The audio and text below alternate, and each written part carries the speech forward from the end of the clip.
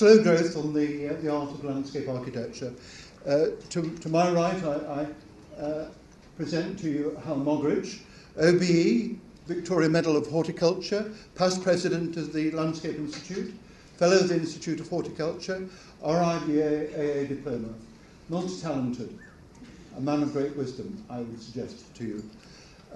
Educated, first of all, at the Architectural Association, and then at the Bartlett on Peter Youngman's course in the 60s. Went to work for Geoffrey Jellicoe, and inspired, I think one can say, by Geoffrey, yes, decided to add landscape architecture to his professional competences. And when was it? In 1969?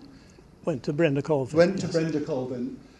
Brenda Colvin, Colvin and Moggridge, as the practice became, is now, I believe, the oldest landscape architecture practice in the land, founded in 1922. Just as an aside, there is a lineage which is in part suffragist, as it's the 100th anniversary of some ladies getting the vote. I would trace it back to Paxton, Sir Joseph Paxton, via Edward Milner. Edward Milner set up a course of a school of landscape gardening at Crystal Palace. It's also a school of engineering. And Fanny Wilkinson was the first lady on that course, first woman horticulturist and landscape gardener, as it was then called, on that course. Fanny Wilkinson went later to Swanley College of Horticulture and converted that from being a primarily male gardener's course to being a female-only course. Madeline Asgar was one of the teachers there in 1920, I suspect, yep, thereabouts, when Brenda Colvin Ambles to Sylvia Crowe went there. On graduating, Brenda Colvin then set up her practice. I think the really interesting thing about this book is that it's not just a book of glossy photographs. It's quite an attractive book, in fact, a very attractive book, I would say. But it's a book which distills a lifetime's thinking about landscape architecture and practice about landscape architecture. I give you Hal Moggridge, sir.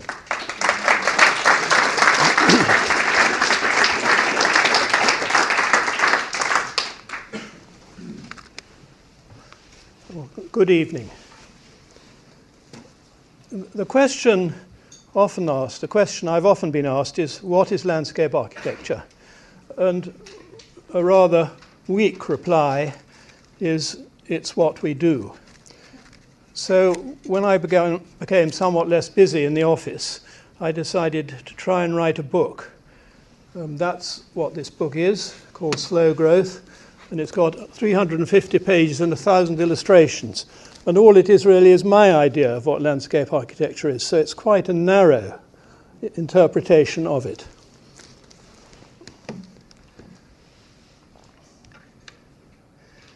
Now I'm going to discuss, from things which are in the book, 5 aspects which are shown on the screen there.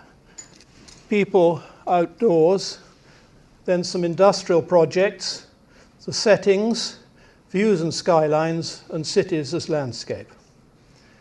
Now this picture, which is on the cover of the book, is in fact showing 2 projects which we did when working for the Royal Parks. If you look at that little picture there, you can see that the trees were growing up and obscuring horse guards. So we recommended the cutting down of about 3 or 4 trees to make the view as it is now. The Royal Parks were terrified of cutting down trees in the middle of London. They had organised them to be cut down at 5 o'clock in the morning, and they went back to their offices dreading what was going to happen. But actually people were rather pleased with the result. And the other scheme shown there, which is illustrated by the lower before picture, is to turn horse guards from a car park into a pedestrian square. This was done by many different people, but we produced the evidence and then resurfaced the result.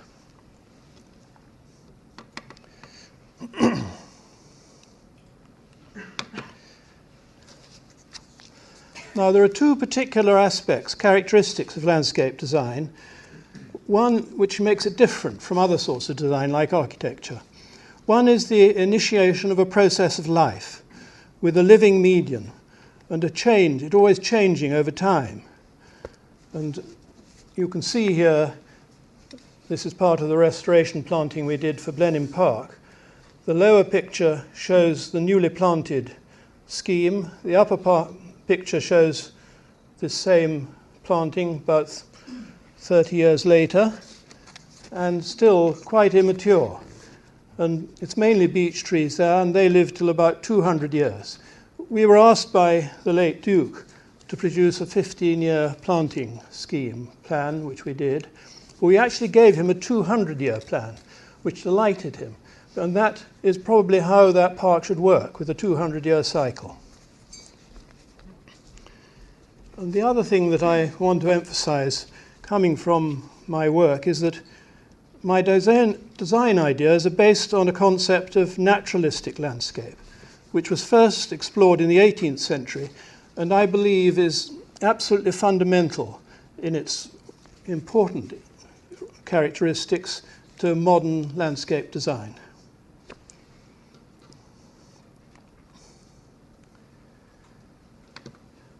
One thing I learnt when working at Blenheim was about views.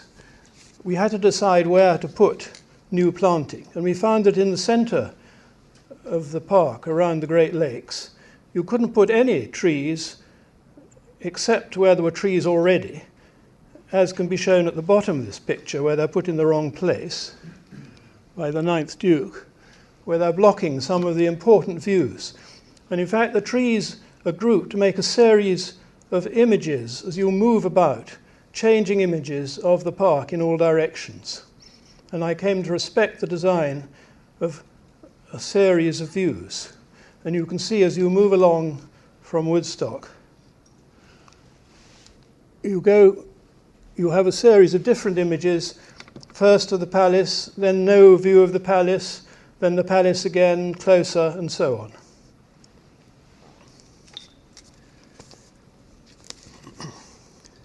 So the first main part of my talk is about people out of doors.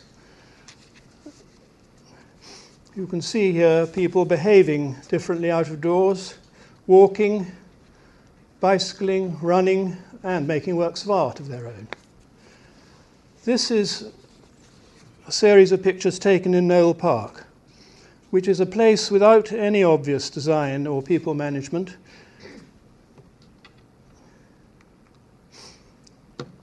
It was enclosed in 1456, and the deer in the deer park are descendants of the original deer. The family that now lives there, called Sackville, came a bit later. So the oldest inhabitants are the deer. And because the park's been open to the public ever since it was made, they're incredibly tame. And people come into this park to have contact with nature. And I think this is another fundamental thing that people do outdoors. They have contact with nature. And you can see here the ancient tree, typical of several ancient trees there, up there. In 1987, all the southern part of the park on the high ground was destroyed in a storm. All that part south of this line. And we were commissioned to replant the park, which had been pasture woodland. And what we had to try and do was to make a feeling that nature predominates and that man had very little to do with it, which is extremely difficult. It's very difficult not to let your own ideas get in.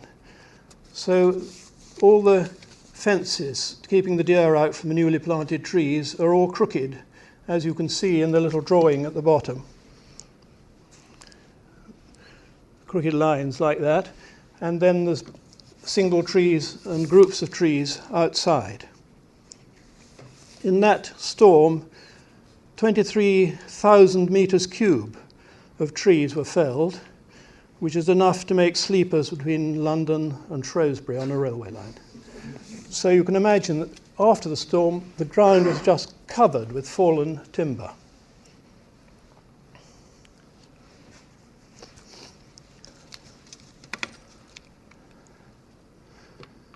So another important activity of people out of doors is contact with water. This is a photograph by John Dillwyn Llewellyn taken in 1854, a very early photograph. And photography has become a terribly important way in which human beings now observe landscape. They look at landscape partly to take photographs of it. This is on the Gower Peninsula near Swansea.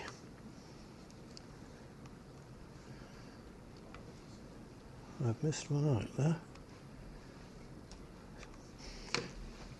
Then there are active sports out of doors.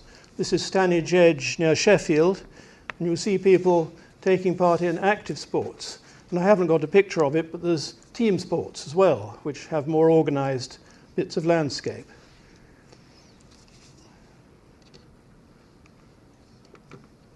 Then there are social gatherings in the landscape, sometimes for recreation, as here in the Aboyne Games near Aberdeen, sometimes in order to meet and express public opinion about things, communal events of all sorts. Then another important thing is children out of doors. This is the new playground we made in St. James's Park. Here you can see a child testing skills by jumping from stone to stone. And you can see on the left a more timid child who knows it's not safe. The design allows for this rather dangerous looking activity, but if the children slip, the distance between the stones is such that they don't get their feet crushed as they fall down. It's very important to think about that sort of issue, because of course they're going to slip sometimes. And it's laid out, well, it was anyhow laid out to begin with, like a natural landscape in the spirit of the picturesque park it was in.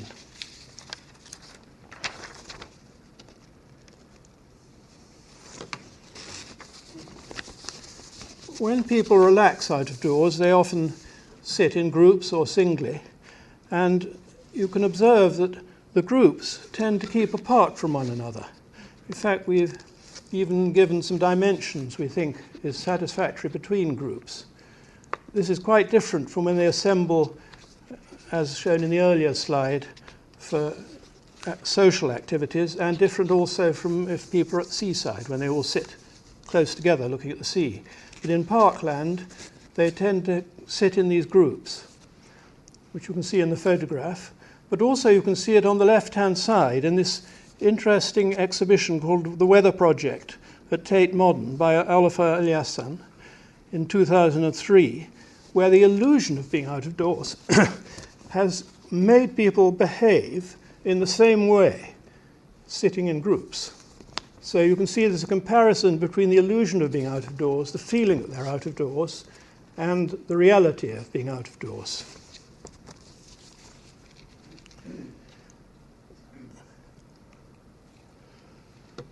Now I want to say one or two things about perception out of doors, and I think one of the most important things to be aware of is what Hogarth first pointed out, as far as I know, and has been pointed out by many people since. It's the way the eyes work. People focus on a very narrow piece of the landscape, and then their eyes dart to and fro, taking in other narrow pieces. And the brain puts together all these images. It's not at all like taking a photograph. The brain actually puts together a whole lot of clearly observed images over a wide canvas. So the top picture shows a wide canvas where the brain puts together that whole picture. But because the eyes have looked at each piece individually, you can also see, as a human being, a distant important object like this spire, which is in the middle of the picture, up there. You can see that extremely clearly as well, so that as an observer, of landscape, and being in the landscape, you both see the whole through your brain acting and anything that interests you in detail. So every description of a landscape by visual means should always include large pictures of details, because that's the way people see the landscape. As Hogarth showed in his lecture about the analysis of beauty in 1753, where he showed this image of the eye seeing a strong letter A and the weaker letters on either side, and then darting to and fro.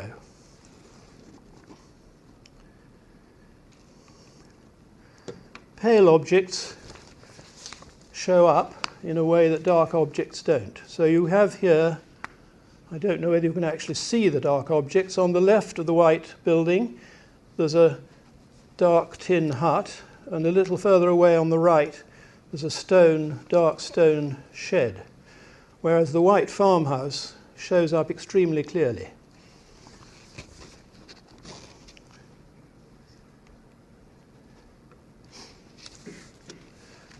So with this picture, I'd like to read you a little bit which Le Corbusier wrote in Vers une Architecture. Interestingly, not towards a new architecture, but towards an architecture. The houses nearby, the distant or neighbouring mountains, the horizon, low or high, make formidable masses which exercise the force of their cubic volume. Then there comes in the sensation of density. A tree or a hill is less powerful and of a feebler density than a geometrical disposition of forms. And I think this is why in traditional parks the buildings which catch the eye are so small, because if they're not small, they overwhelm the larger landscape. Now, of course, people experience landscape in other ways than seeing it. So we need to be very aware of how people feel, which is really an effect of microclimate.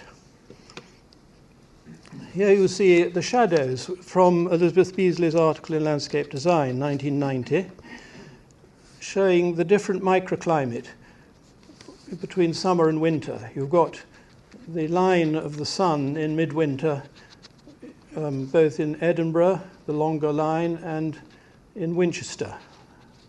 And the difference between the summer and winter is so obvious here. We all know that, but it is quite remarkable how many who are not landscape architects anyhow are unaware of this very simple formula which the sun gives us. And a beautiful example of realizing this is Edinburgh, which is quite far north.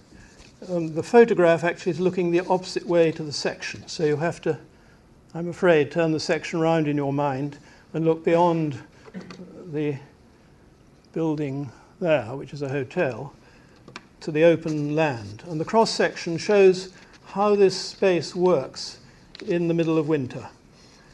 The sun comes over the hill on which the castle is built, and it strikes into Princes Street, which is the main shopping street, and thus keeps it warm in winter. And just below this shopping street, there's a little bank there. That's 1 in 5, and that in the winter captures the heat. It will make it about 50% hotter there than if there was no such bank. But in the summer, when the sun's higher, it captures much less heat, so it doesn't have the effect of overheating in the summer. But I think you can see how by leaving out the buildings on the right-hand side of Princes Street, it makes it a very hospitable place for people to use. Unlike George Street on the extreme left there, where there's fairly shady and it's used by important people like, I think I've probably marked some of the people that are there. Well, I think it's solicitors and people like that who have their offices there. Now, I've got one picture which is not in the book. They wouldn't have it in. But this is the Bauhaus, and it shows a complete failure of landscape design in relation to the cafe. in the hot summer in Germany, you can see how all the seats are set out for people to sit, and they've all retreated into the shade. And it is, in my view, essential that buildings should have their surroundings properly designed for the way they're going to be used. To quote Norman Foster, the infrastructure of a city is more important than the buildings. And most urban buildings should, in my view, be seen as inconspicuous framework for urban spaces, because that's really mostly what they're doing with the outside space. They're making the frame.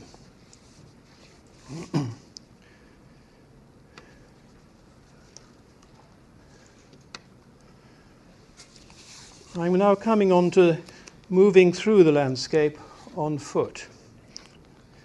And this, I think, can be the essence of much landscape design, well, either moving through on foot or in bigger scale places by horse or perhaps in vehicles. And on the left you see a naturally trodden curvaceous path in Cambridge where people are taking a shortcut, and that's the route they take. And on the right you see a formalized path in a garden we designed in Oxfordshire, taking a similar sort of curvature, but also with a sense of anticipation of what's going to happen beyond the end of what you see. So there you're going through to an arboretum which has been created by the owners.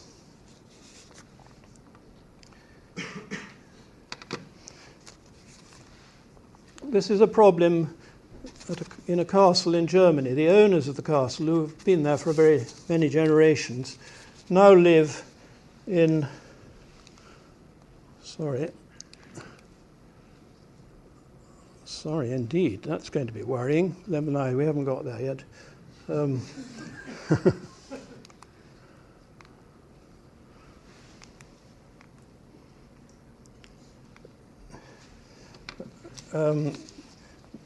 So I'll try and point out. The owners live in this bit of the castle, and this bit here they've let to an American university.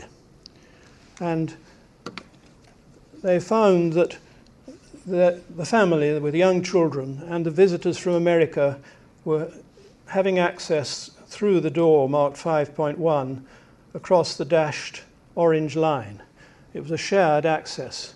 And they found this disappointing and upsetting for both parties, in fact.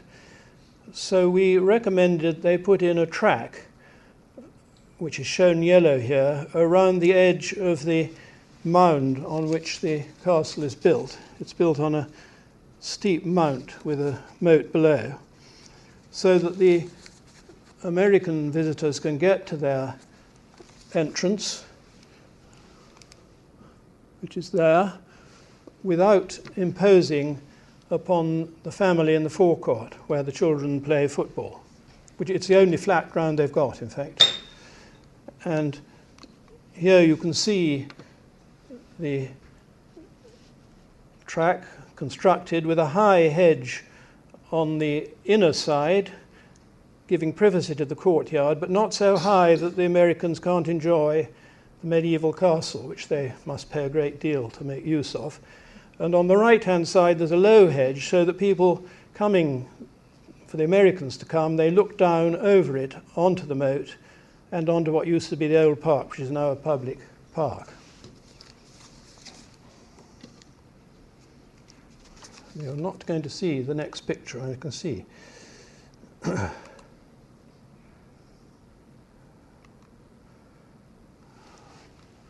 Yeah. I'm afraid that is a plan of the National Botanic Garden of Wales. The important thing about this is that I think perhaps it's better to go on to the next picture. The people have to arrive from the nearest main road at the south end of the gardens, but the important existing buildings and a walled garden are at the north end of the site, so a strong straight route is designed, as you can see, going up the hill. It's on the left-hand side. In places where there had been lakes, new lakes are made, and you can see the bottom right-hand picture here is what the landscape was like when we started this project, which was opened in 2000. And the little sketch shows the before. And you can see a very fine glass building by Norman Foster. Actually, it was designed by, what's his Christian name, Mr. de Grey. And it's very beautiful, but we made sure it was offset from the main track. It is one of many interesting places to visit. So the main path, the broad walk going up the hill, goes to space in a way. When you get to the top, there's a little fountain, but you're led into space and you can move either to the left or the right. And on the right, the paths follow round the contour in curves, which the plan would have shown.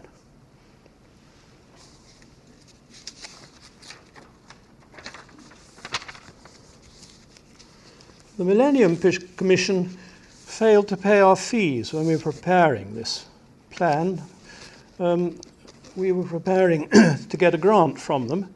Our clients had no money at all. They were volunteers, and we got up to £85,000 of money owed before they actually gave final consent for this. But we decided there was an implied instruction. They kept being so encouraging. And I had had a previous experience with Edward Ducan, where he gave us an implied instruction. And then it turned out he'd set up a company with no money to pay us. However, when we decided to take him to court in his own constituency, he paid. And I thought the same thing would apply with the Millennium Commission. If one took them to court for making us pay £85,000 of fees when they were so encouraging, they would pay. So the risk seemed worth taking, and it was a lovely job to do.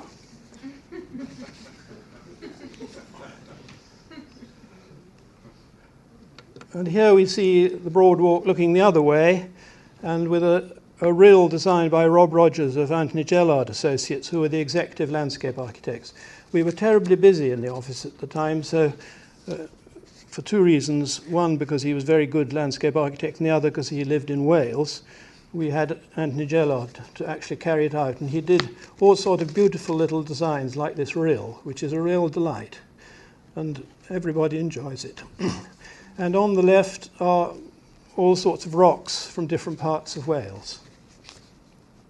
So this is the main walk, and further out you get remoter, secluded areas, and I think the contrast between heavily used parts of landscapes and more secluded, less used parts is very important in the design of parklands or botanic gardens or anything else like that. And you can see these pictures are in the more secluded areas. So now I'm going to move on to industrial projects, which I've always very much enjoyed. Yes, that shows all right. Well, I think this is a reservoir, yes, Brendon Reservoir, in North Wales. I think that landscape architects do not usually determine the functional change, but they advise on the best way of making that change. It's a bit of a generalization, but I think it is very often the case. So the location of the reservoir was chosen to avoid disturbing a Welsh-speaking village high up on the moorlands. And the dam to retain the water was placed by the engineers. And you can see in the cross-section it's got a waterproof core made of clay and then a rock fill outside. But the landscape architect, that was us, decided on the shape of the outside face of this structure. So I hope you can see a dashed line, which is the engineering profile, and then the solid line, which is the profile which we recommended and which was carried out. And then in the middle of a very long dam, about 1 kilometre long, we placed a hill, which was big enough so that if the dam is ever enlarged, it would still be there, and on the hill is a plantation of trees. The engineers were Binney & Partners, very nice to work with. And here you see the texturing of the dam, making the surface of the dam with moorland vegetation taken from the flooded area. And in industrial schemes, it's very often possible to have nature conservation as a major final use, because the purpose of industrial schemes is other than agriculture. So a farmer will have to look after the land, but the economic purpose is the saving of water in this case. And you'll see below some sketches which are site instructions on how to place the moorland on the rock scree.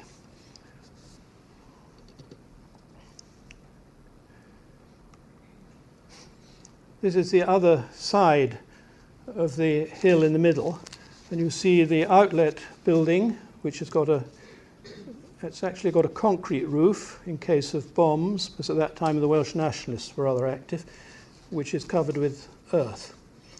Now, the texture of the rock scree, you can see some bigger rocks there, and they are big. Some of them are 10 tons. In order to make those textures, I thought that lorries could just come along the berms and drop them over. But as you can see with the top,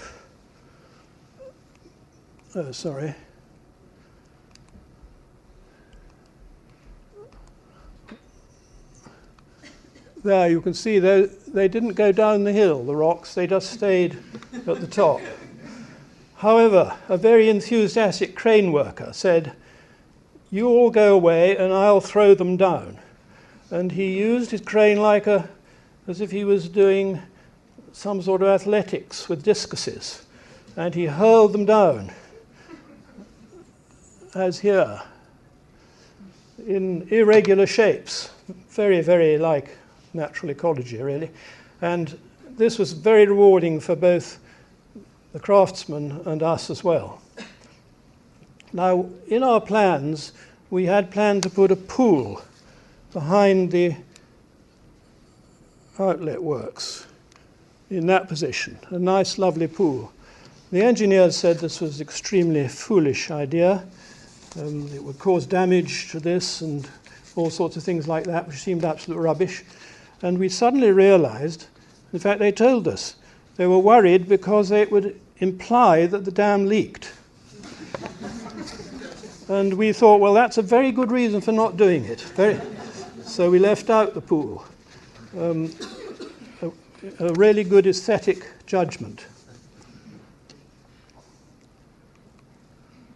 Then we had the job of redistributing what farmland there was. The site was chosen so that no houses were damaged, but 2 farmers were left. And we had an interesting meeting because the 2 farmers' families had not spoken since the 1920s. And the reason was that one farmhouse in this position, the second farmer had somehow got hold of that land right under that farmhouse, and it caused immense ill feeling. And we had to share out the land between the 2 farmers. The better land is the sort of yellowish colour. Unfortunately and rather shamefully, we didn't specify that properly. So though it's shown as better land, it ended up as not better land, but all the rest is better land. And the farmer who'd lost his meadow got almost all the land back. It'll be a tenancy, and the yellow and green would be kept as moorland type flora, and the better land he would farm to his advantage, and he had a farm almost as big as the farm which he'd lost. The second farmer, who was very astute, took only a small piece of land, but on it was the caravan site that the workers had lived in, which had full facilities, drainage and everything, and he set it up as a holiday caravan site. So he made money, and the other farmer had his pride restored, and both were highly satisfied.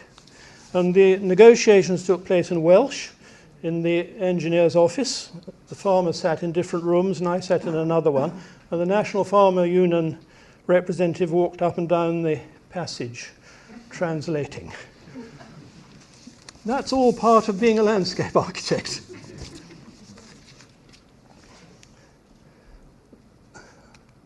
Another reservoir, this time in Devon, Rodeford Reservoir, which was mainly detailed by Chris Carter, my partner. I show this because the bridge, we designed the bridge as a sagging line because we felt that that would fit in better with the forms of the landscape rather than having a rigid line going across. That bridge is of interest because it was sited so that two parts of a farm called Seckham Farm were joined together. The valley was of little value to him, but he had good land on either side of the water coming up here, and the public road that was needed was sited there to join together the two parts of his farm. He had been in that farm for 1,000 years, his family. And one thinks of sort of big, well-known families living for a long time with the land, but here was a farmer who had been definitely since 1100 on that farm.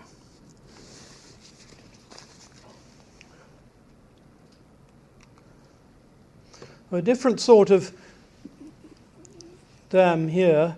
This is a scheme that wasn't carried out in the Peak District for a pump storage scheme. And this seems a very good idea in terms of storing energy because you can let the power out. I think it's in 3 minutes. You can get full power. So you don't have to have power stations ticking over in case of some emergency like someone winning the World Cup or something and everyone then going to make a cup of tea, which puts a tremendous strain on the electricity system. We had two major recommendations. One was to use none of the road routes that the engineers had suggested, which you can see in black there, but to use the red route, which was accepted. And the other was to put the upper reservoir a little lower, because as you can see in the sketch on the right, no, next picture. As you can see in the sketch there, it was placed to be sticking up on the Dark Peak moorland. And the middle picture is the Pennine Way, only about 2 kilometres away. And we said that if you moved the upper reservoir a little to the right and kept it a little lower, it would not be visible. Now, it's sometimes important for landscape architects to give advice against the client's preferred option. In fact, I think it's probably always important when you think there's something wrong with the preferred option. In this case, we never quite found out what would happen because the scheme was dropped. But we never were asked again to do that sort of work. And it does happen if you stick to your principle, but it would have been a disaster to put a raised reservoir on the Dark Peak.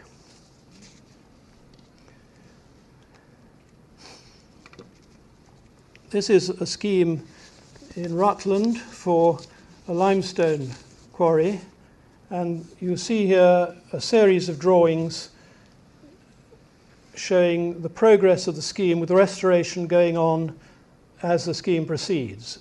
It's sort of top left, top right, bottom left, bottom right is the order. And you can see also that certain woodlands with quite a lot of value are kept, such as that bit of woodland. And because it's a very shallow quarry, it's not difficult to keep important bits of the existing landscape.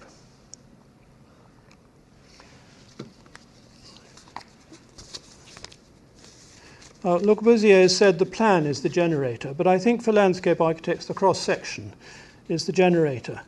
So you here see a series of cross-sections which really explain the remaking of the landscape, with woodland going down over overburden put onto the sort of steep cliffs to make slopes, and then the bottom of the quarry restored mainly to agriculture, but in places to limestone grassland. And you can see the plan, the very complex plan there, which was the result of saving either buildings or important bits of landscape. And with a shallow quarry, you can have a very complex plan without loss of material. And the final industrial scheme which I'm going to show you is Gale Common, which was actually first designed by Brendon in 1962. It started in 1972, and we stopped working on phase 1 in 2005 when that was completed. And this is an artificial hill built up as a retaining reservoir, in fact, and the corners are longer than the sides, which have to be carefully engineered, which gives you the opportunity to make a shape seen in profile, as the picture shows. And the little picture on the bottom there shows a bluebell wood on the side of the hill, which was actually moved from, that was under phase 2, that existing wood with bluebells in it. When the trees had been cut down, we moved the woodland soils onto the side of the hill where there are going to be woodlands. And at first nothing happened, but after about 5 years the bluebells came back again when the trees were getting big enough to cast some summer shade, which was rather rewarding.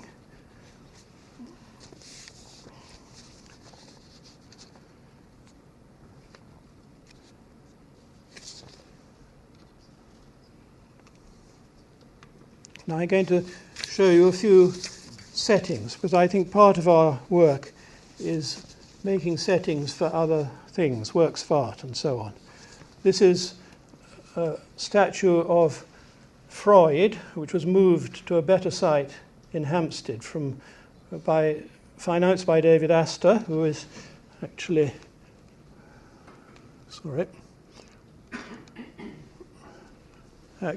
that's David Astor there. A very old client of ours, long-standing. Brenda designed 2 gardens for him in the 1950s, and we went on working for him until his death. And the moving of this Freud statue for us was quite a simple little job. It took him 2 years to negotiate with all the people interested in Freud who lived in Hampstead, a lot of different people. So what we did was simply make, I hope, a nice platform for it. But the most interesting job we did for him was White Horse Hill, where you see that's the land that was open to the public.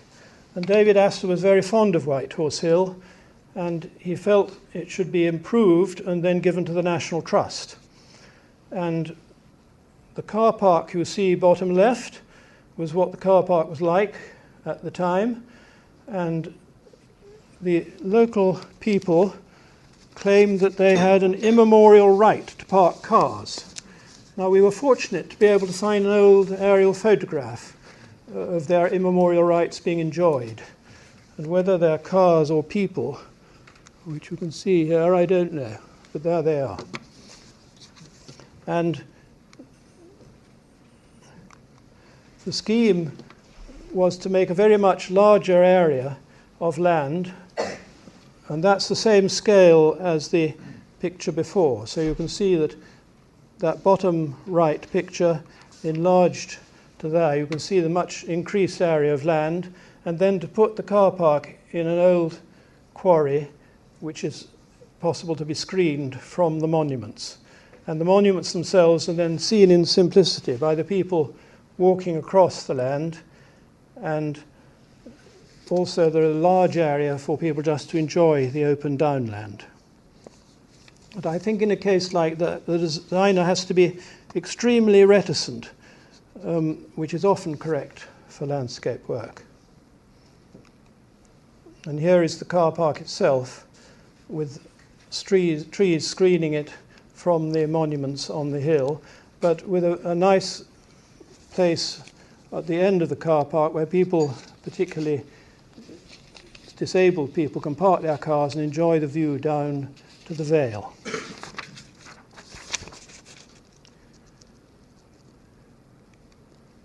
And that is the final project with the car park there, the White Horse and Uffington Castle, an ancient monument, and this area of open land for people to enjoy the open downland.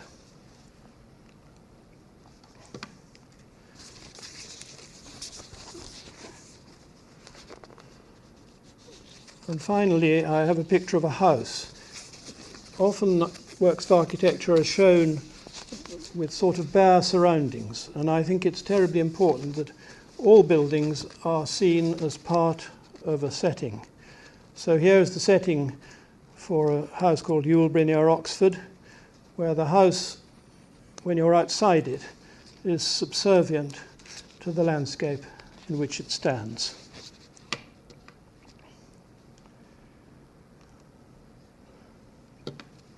I'm now going to talk a little bit with somewhat gloomy results about views and skylines. The first thing I'd like to say is that people often refer to New York as a wonderful example of great groups of tall buildings, and it is indeed very wonderful. But one has to remember that there's a huge water body around the bottom of Manhattan, which gives a setting to that group of skyscrapers. But if you look the other way, you see the Statue of Liberty against the sky, where there are no high buildings. So there's a very careful control of where the high buildings are.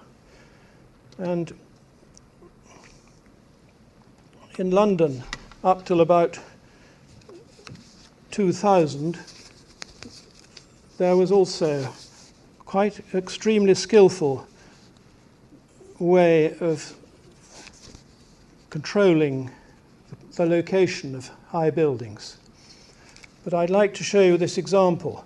The plan here shows the City of London's scheme for safeguarding views of St. Paul's, with the grey areas not to be built in a way that blocks the view of St. Paul's. Now, there's nothing about the background, but by custom, the background was always safeguarded, so that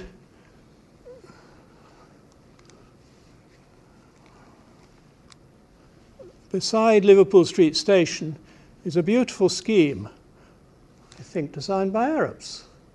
Surely, yes. Is that right? Yes, a beautiful scheme. Very carefully designed for height so that it does not intrude on the background of St. Paul's. Another scheme, which may also be designed by Arabs, I'm afraid to say, has recently been built just about there. Which I will now show you the result of.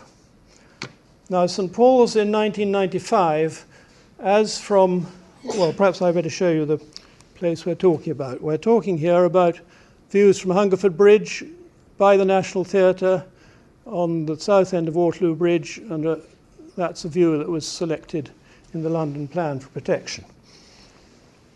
And in 1995, St. Paul's stood in splendid isolation against the sky in that position. But now, if you look at the pictures on the right, top one from the same location on the south end of Waterloo Bridge, and the bottom one from Hungerford Bridge, there's a tall building behind St. Paul's. Now, I think that this is a diminution of what the people of London, indeed of the world, are given about St. Paul's, which Pesner said is the finest domed building in Europe, finer than St. Peter's in his opinion. But this is what has been done to that incredibly important group of views right by the National Theatre. Now, when we're talking about high buildings, I think we need to, when we're talking about high buildings, we need to be aware that in almost all cases, they are not necessary to get more space in. Here are two plots with the same amount of volume of building in both. One a 4-storey building and the other a tower.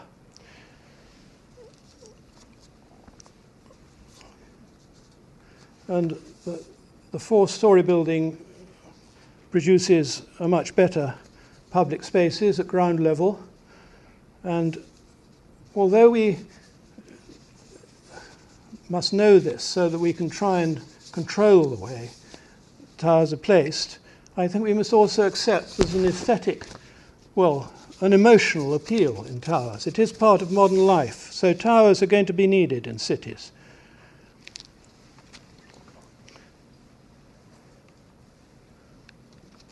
And up till 2000, this wonderful view from the bridge in St. James's Park was kept free of any interruption. Ian Nyan said this is the most romantic view in London, and it was also admired by Pevsner. It's seen by at least 3 million people a year as they cross the bridge, and we calculated that 250,000 people take a photograph, which you can see someone doing on the bottom right. So it's a really important place. And you can see on the bottom left that the City of London, including the Swiss Re building, is invisible beyond this skyline. That's the Swiss Re building, and that's Tower 42. So those are the right height. Above the Swiss Re building, you see an arrow, which is a proposal for the Millennium Tower, which is this tower in the picture at the top. And this clearly would have changed very severely the composition in St. James's Park. And as soon as this was pointed out to the architects who were in fact Foster's, they designed the Swiss Re building instead in that location.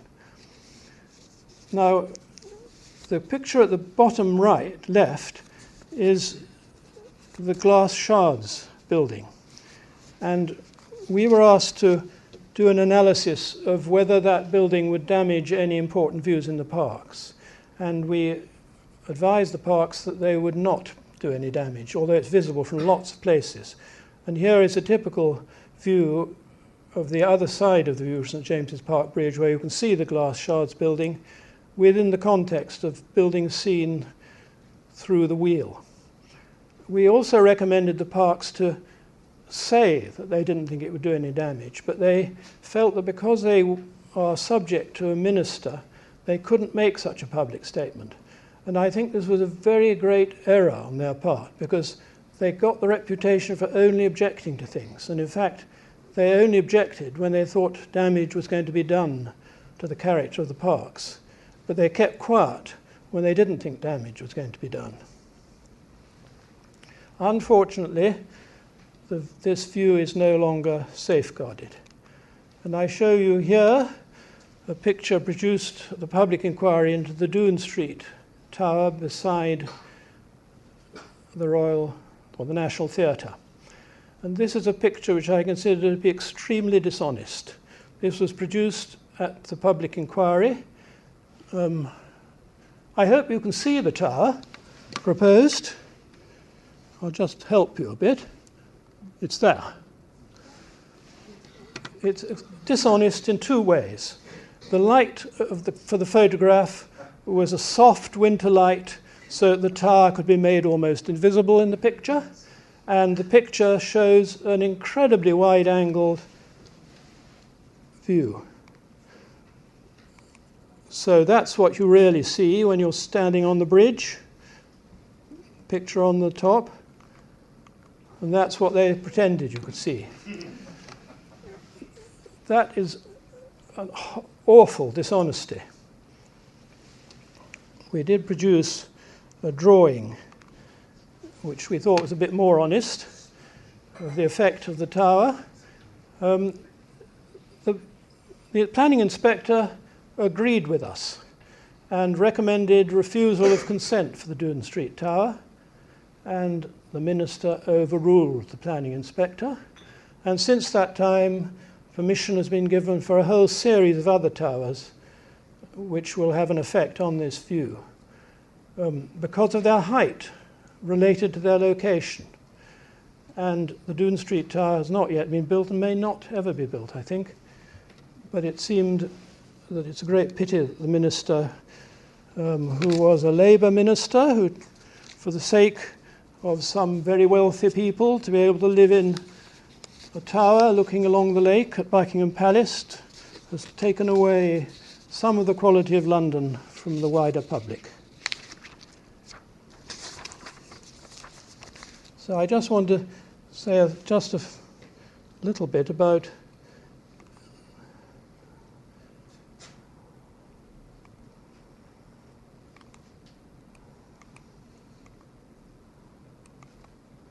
well, I think there's one missing, doesn't matter.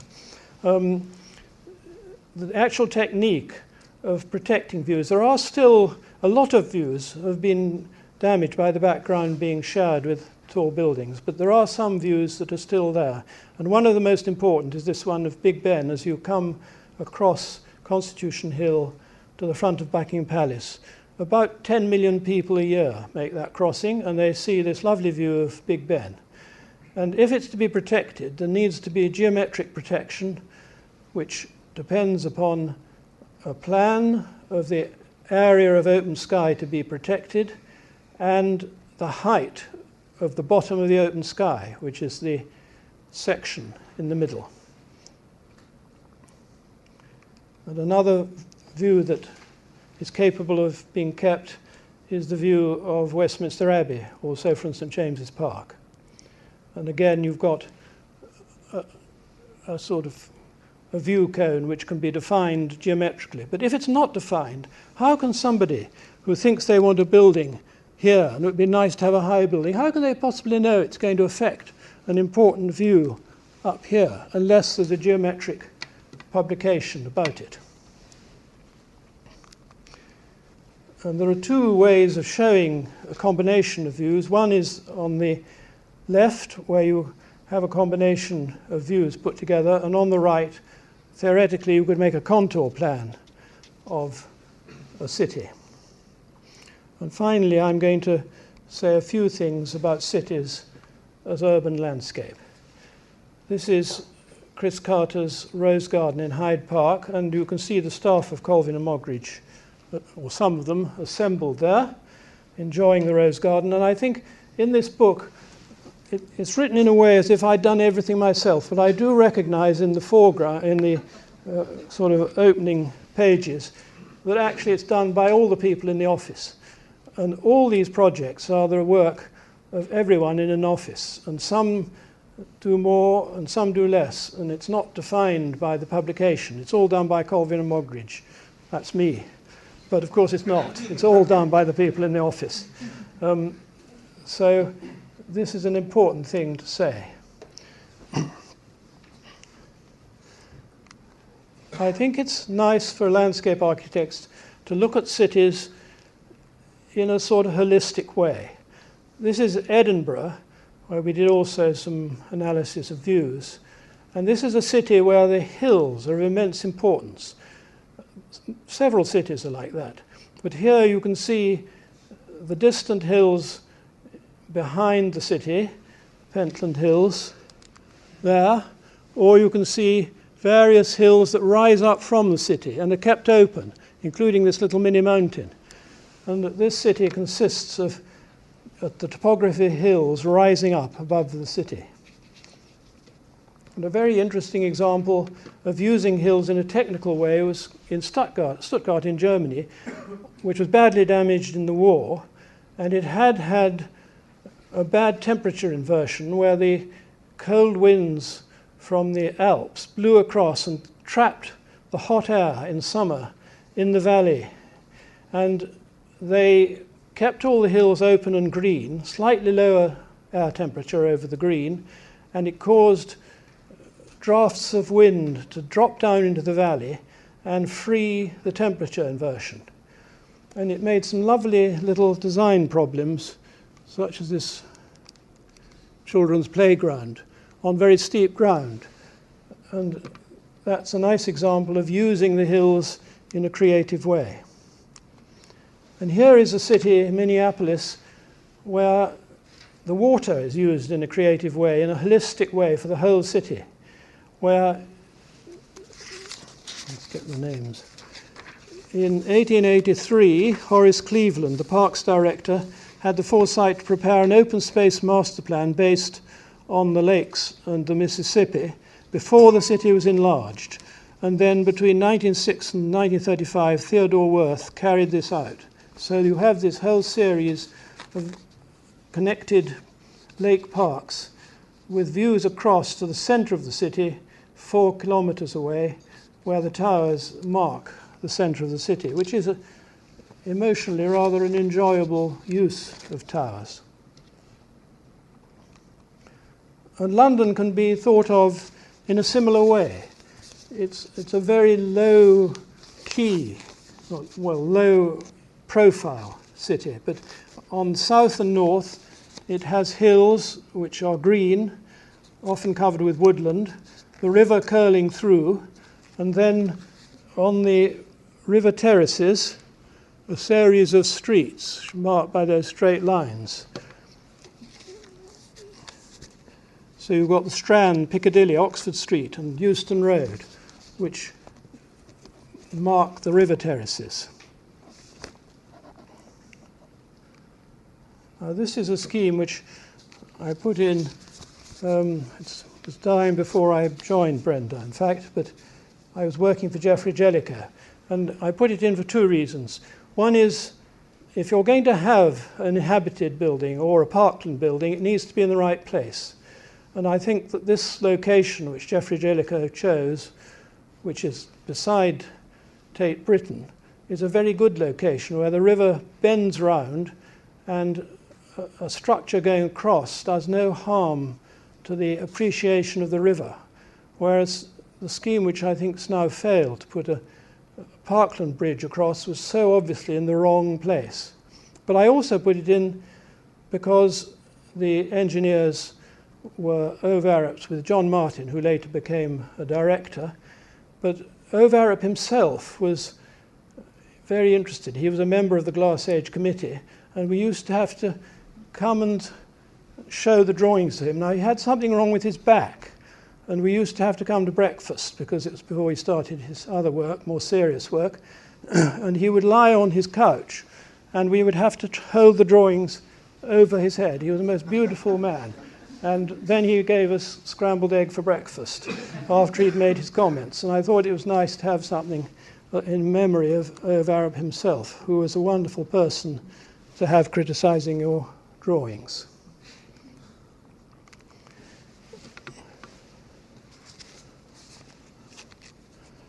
And finally, we all know about the value of green space.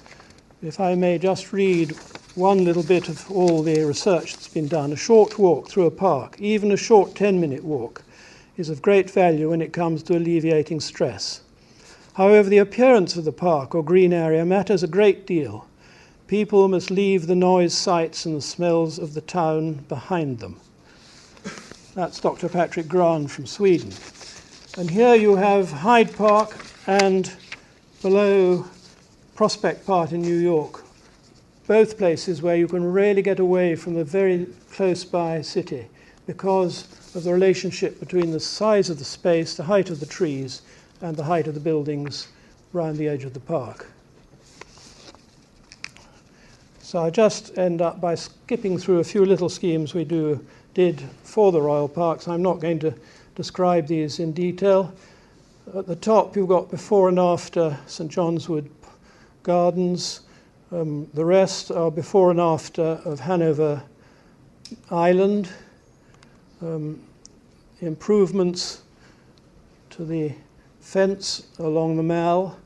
Often the work we do is quite small, just putting in a new fence which is better than the tatty old wooden fence that was there, and resurfacing the ground can make a huge improvement to the character of an existing place.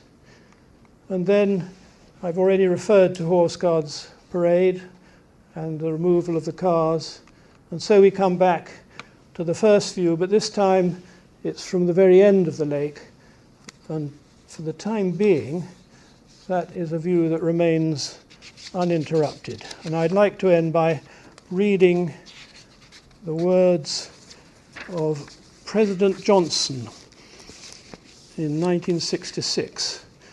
The following rights and duties of mankind: the right to clean water and the duty not to pollute it, the right to clean air and the duty not to befoul it, the right to surroundings reasonably free from man-made ugliness, and the duty not to blight, the right of easy access to places of beauty and tranquility, and the duty to preserve such places clean and unspoiled, the right to enjoy plants and animals in their natural habitats, and the duty not to eliminate them.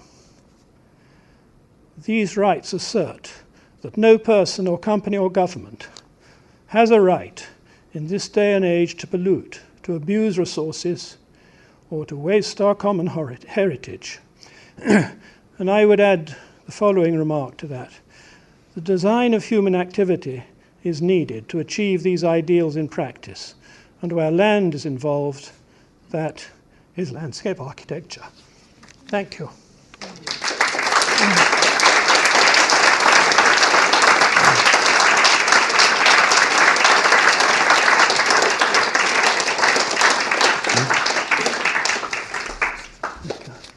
We've been everywhere, around the world, tiniest details to the hugest schemes. Thank you so much for a fascinating talk. I'm going to open it up to the floor now. Questions? Who's got questions? Going all right. Yes. Oh. Maybe it's a good start. I mean, firstly, to say thank you so much, Hal. Man I admire enormously. I'm a president. He's been a president a long time before me at the Landscape Institute, and an inspiration. And I think what's come over here is that there is something about the subtlety and the joy and the importance of landscape architecture, which we see, but by its nature, I think most people don't see. And I think that's perhaps our largest challenge. And thank you for the book. I'll certainly be asking for you to scribble me a little moment in the front of that, and I will cherish my copy. But the reality is that the work that Hal is showing you and the range and the breadth of that work, we all must take that forward, really. I think that's the biggest thing for me, and I just hope that we can. I always find it inspirational to talk about your work. I enjoyed the other day, I went up to I chose to take a day out and do a bit of the Icknield Way, which involves Huffington, and we went there, and the mists were down, and you couldn't see anything at all. And I drove into your car park, and I parked in your car park, and the way it also just unfolded. I left the car park through the mist, and then had to discover it in a very different way than perhaps most do. But actually, it was a very beautiful way to discover it in that way, and the fort, which is obviously next to it, which is very important as well. And actually, I think that says it all. Actually, a lot of what we do becomes invisible because it is right. And these are very difficult things for us to fight for. So I'm very grateful for your work, Hal, always have been, and thank you very much for your talk. Thank you. Thank you. Lady at the back there. Fantastic, thank you. Do you think Brenda would recognise her hand in, or her ideas in your work today? Well, I think she attached immense importance to combination with nature. And in her report to University East Anglia, she drew attention to ecology. This was in the 1960s. So this, I think this remains central to our work, the sort of combination of man and nature. Actually, I went to the John Brooke exhibition, and certainly all his early drawings could have been done while he was still working for Brenda. It was extraordinary to see them, because he developed, obviously, as he went on, but to begin with, he was working absolutely in her manner. And I'm sure there must be. I mean, because there's a continuity, and both Chris and I actually work, and Brenda was alive with her, one must be influenced still, even if it's not quite conscious.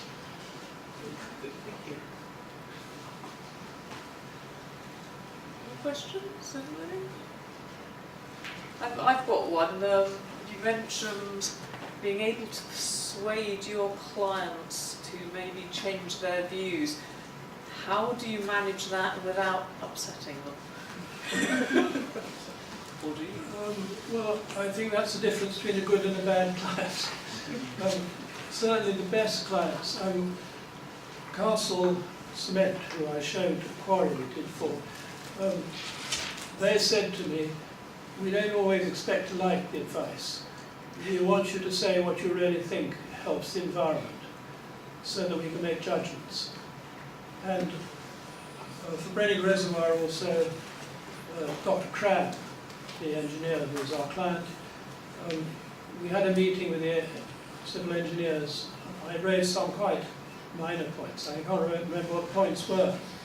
And the engineers started making difficulties, a bit administratively difficult. And he said, look, I've asked these people to advise me on the environment, do what they advise, unless it's bad for the engineering. That's the sort of client you want. I suppose the Duke of Marlborough was a sort of difficult case.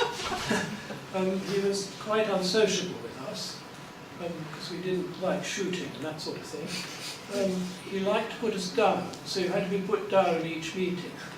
But he liked a good argument, and he knew his park very well. He knew what he was asking for. So once one had got over the sort of difficulty at the beginning, you could argue with him and he would pay attention, although it wasn't so good for the shooting sometimes.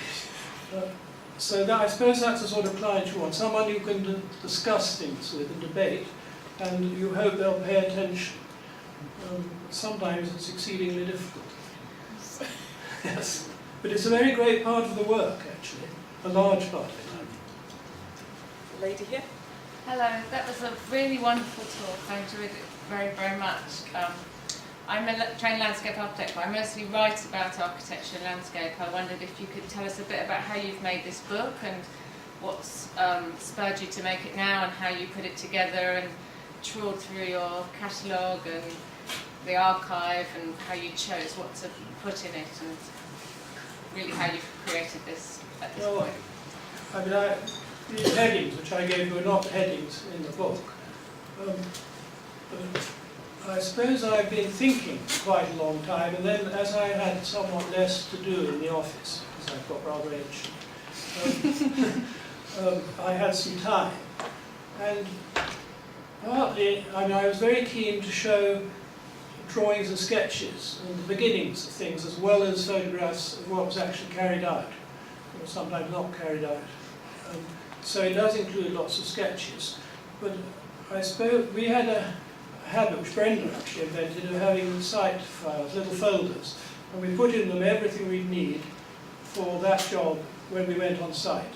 And Gale Common was a typical example. We had perhaps 2 meetings a year, and it was incredibly difficult to remember where we were after 6 months. So this site file had everything in it that was immediately important, but also reminders of what was important before. So these site files, which are sitting in the shed, in the garden, had a lot of the material in it which went into the book. So I didn't have to trawl through masses and masses of files, partly because they'd all been thrown away. So these site files were the basis of it. And I don't know, the organisation of the book, it starts with, as I started the talk, with talking about people and the various and microclimate, and then moving through landscape. Then I looked at restoration of historic landscapes and new landscapes derived from that, then industrial landscapes, then talked about natural beauty and what it means, which is related to agriculture as well, and finally got on to views and cities. And I don't know what, it's just that's the way it's ordered. So I took the material and ordered it in that way. I hope that answers your question. Yeah, thank you. Hi, I was wondering what your thoughts are on the current pepper potting of towers across the city and the impact that has on setting and views. Well, I think it's extremely sad that it's become so uncontrolled, because up to about 2000, it was all quite carefully controlled. In fact, I did write down the name of the man who was controlling it. because he died, which was one of the tragedies.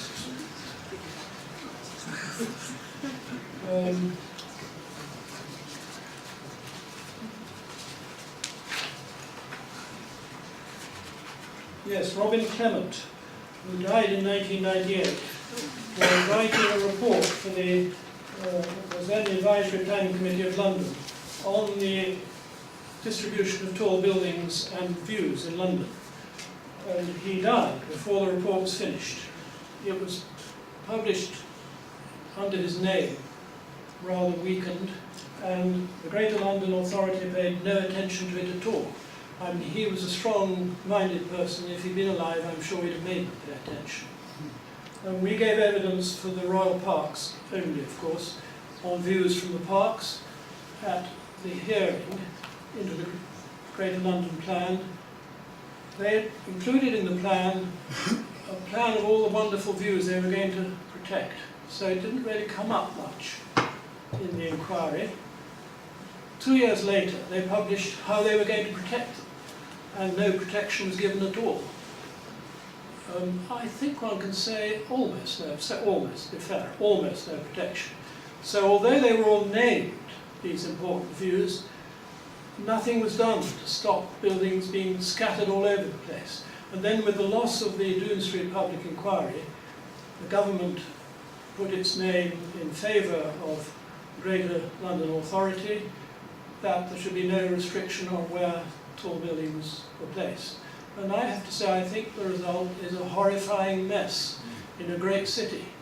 And if you, in 2000, London was beginning to become a city with groups of tall buildings in places that reflected sensible ideas, and then there were places where there weren't tall buildings. I hope that Edinburgh will have a better future. And we did a report for them which they adopted, and I believe they're trying to defend it. But it's very difficult, because you have the system where you have a public inquiry, and if you can persuade the inspector, you can get your permission. Or if you can persuade behind closed doors the minister, even worse. Ministers who overrule inspectors really, well, that particular minister didn't last very long. It's no longer effective politician. But then what damage was done by that one decision? So I'm afraid I feel very upset by London. Gentleman over here. I was really pleased to hear that you've had long-standing clients, and I suspect you've therefore had to adapt your designs over the years, in one or two cases. But what I like best is the title of your book, Slow Growth. How do you think the next generation in a world which is fast-changing and fast-paced, how's landscape architecture going to have to adapt? What's the rate of change going to be like for the profession?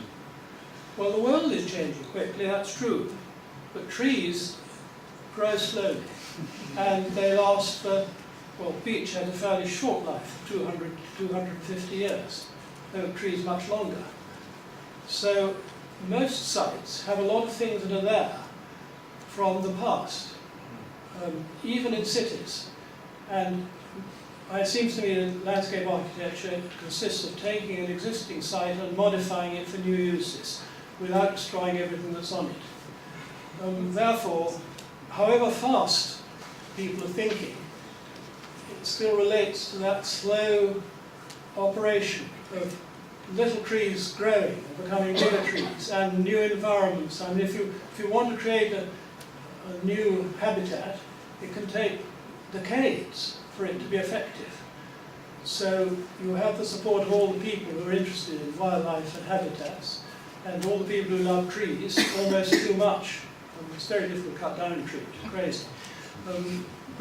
So it seems to me that we represent the slow movement of life behind the fast life that's going on superficially in front of us.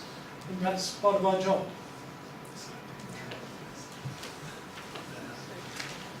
One last question, anybody? Yes.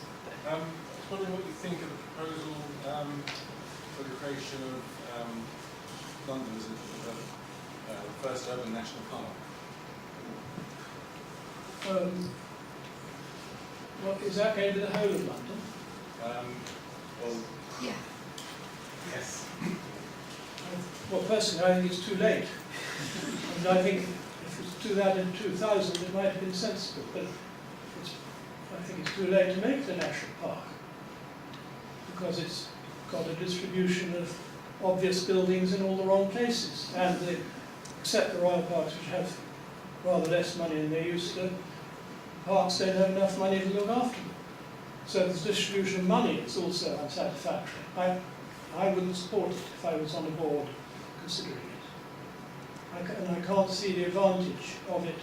I think it would be better to choose a city which, well, such as Edinburgh, because I know Edinburgh, which has a chance of making its environment satisfactory both for people and for life and wildlife. So I'm afraid I wouldn't support it. Is there any hope for London then? Well, of course there is, because it's a very vibrant city with all sorts of wonderful things going on in it. What I think, I don't know, I would like the Landscape Institute to take up the cause of things like the views that still remain, and the idea that the placing of high buildings should be looked at in a holistic manner across the city. And we are the institute that should be saying that. The RIBA isn't better because architects enjoy making tall buildings. So if they get asked, they'll do it, of course. So it's us who should be saying, you've got to look at the city as a whole, as an urban landscape, and decide where the buildings are to be. Absolutely. I think that's a fantastic challenge to everybody for us to end on. Round of applause again.